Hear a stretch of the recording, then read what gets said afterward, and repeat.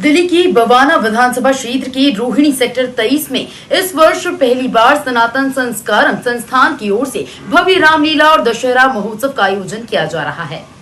लगभग 10 एकड़ के विशाल क्षेत्र में फैले आयोजन स्थल पर 150 फीट चौड़ा और 75 फीट ऊंचा मंच तैयार किया गया है। मंच पर विशाल LED डिस्प्ले लगाई जाएगी, जहां ऑपरेशन सिंदूर, आत्मनिर्भर भारत और इसरो की उपलब्धियां जैसे विषयों पर विशेष झलकियां पेश होंगी। वहीं रामायण के प्रमुख प्रसंगों को आधुनिक तकनीक के साथ प्रस्तुत किया जाएगा, ताकि दर्शक धार्मिकता के साथ आधुनिकता का भी अनुभव कर सकें। सुरक्षा के मद्देनजर पूरे परिसर में 125 से अधिक CCTV कैमरे लगाए गए हैं और करीब 7,000 लोगों के बैठने की व्यवस्था की गई है। दशहरे के दिन पर्यावरण की सुरक्षा को ध्यान में रखते हुए इको फ्रेंडली रावण दहन किया जाएगा। रावण, मेघनाथ और कुंभकर्ण के ऊंचे पुतले प्रदूषण मुक्त तरीके से जलाए जाएंगे और पर्यावरण बचाने की दिशा में एक अहम पहल होगी। मंत्री रविंद्र सिंह इंद्राज ने कहा कि रामलीला परंपरा, आधुनिकता और तकनीक का अद्भुत संगम होगी। वहीं रामलीला कमेटी के अध्यक्ष कपिल और महासचिव कमल पहुजा ने बताया कि यहाँ रोजाना नेताओं, अभिनेताओं, खिलाड़ियों, समाज सेवियों, शिक्षकों और सफाई कर्मियों तक को विशिष्ट अतिथि के रूप में सम्मानित किया जाएगा। इस आयोजन का मुख्य उद्देश्य नई पीढ़ी को अपने धर्म, संस्कृति और संस्कारों से जोड़ना है। आयोजक उम्मीद कर रहे हैं कि इस भव्य महोत्सव को देखने के लिए दिल्ली ही नहीं बल्कि आसपास के क्षेत्रों से भी दर्शकों की भारी भीड़ उमड़ेगी और ये आयोजन राजधानी की धार्मिक और सांस्कृतिक धरोहर में एक स्वर्णिम अध्याय जोड़ेगा। आपको याद दिलाना चाहता हूँ, अयोध्या में ले जाना चाहता हूँ कि जब देश के यशस्वी प्रधानमंत्री ने रामलला के उस मंदिर का अनावरण किया, उस समय प्रथम उन लोगों के पैरों को धोया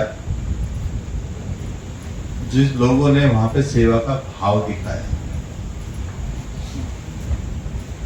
वो इसलिए नहीं कि देश के प्रधानमंत्री ने, उनको मालूम है, क्योंकि एक चाय बेचने वाला देश का यशस्वी प्रधानमंत्री बनाया, उन्होंने वो सभी सफर तय किए।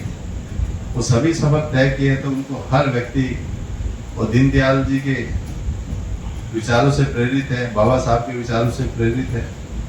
तो वो विचार और वो संस्कार जो हमारे सनातन में है, हमारी संस्कृति में है, उसको देश के यशस्वी प्रधानमंत्री ने निभाया और निभाते हुए वो कहीं ना कहीं वो दिखाई आपको दिया। इसलिए इस मंच पर भी मैं उन सभी लोगों से प्रेरित हूँ जो समाज के उत्थान के लिए और समाज में समरसता के लिए कार्य करते हैं। तो इसलिए हमने भी यहाँ पर वो समरसता का भाव रखा है और उसके कारण से हमेशा दीप प्रज्वलन पर उन लोगों को बुलाया जो समाज में भागीदार होते हैं, जिसके कारण से समाज का उत्थान होता है। ट्रैफिक सुरक्षा से जुड़ा सवाल पूछा है, तो जैसे कपिल भाई ने बताया कि हमारे यहाँ पर हमने लगभग 110-125 CCTV कैमरा से पूरा प्रांगण कवर रहेगा। इसके अलावा जब भी हम सुरक्षा की बात करते हैं या जब हम ये बात करते हैं कि लोगों ने रामलीलाओं में आना कम कर दिया है, उसकी एक बहुत बड़ी वजह होती है भीड़ भाड़।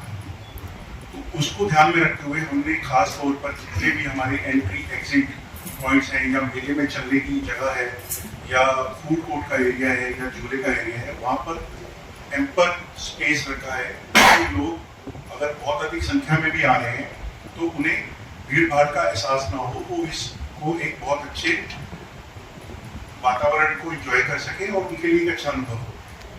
अब ये तो प्रांगण के अंदर की बात है।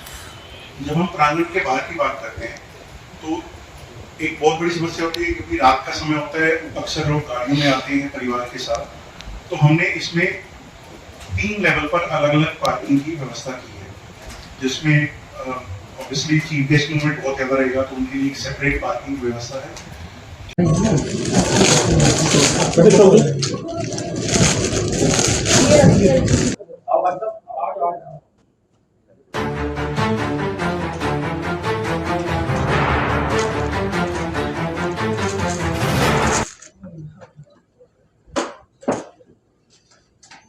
उम्र के हिसाब से नहीं चाहिए।